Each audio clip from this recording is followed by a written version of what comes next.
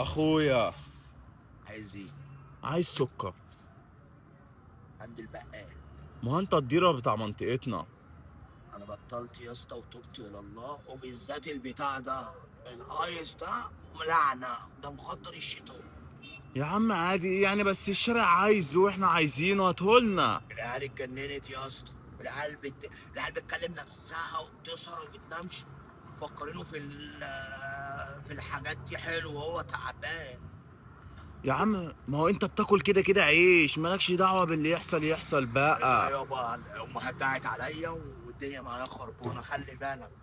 الايس مش نايس، والكلام في الجايس طب بلاش. بقول لك ايه، اه، تقول لاخوك الصغير على سر الخلطة.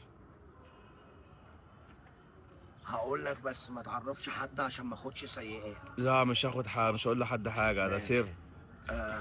البتاع ده بيتعمل ازاي يا اسطى؟ الله يبارك. البتاع ده لعنه يا ابني، ده عباره عن شابه وزهره بيضه وبلجيكا وابتريتن وصراصير وفياجرا وبوتاص ايه ده الدنيا خربانه فيه خالص. ده كل ده بينزل في صدري؟ بقول لك العيال بتقلد. لا احسن لك لا لا لا لا، بلاش. ما هو بلاش، انا هبطل اشربه يا جدع. انا بقالي 10 ايام ما نمتش. بسببه. ما اعرفش فيه ايه، ما اعرفش.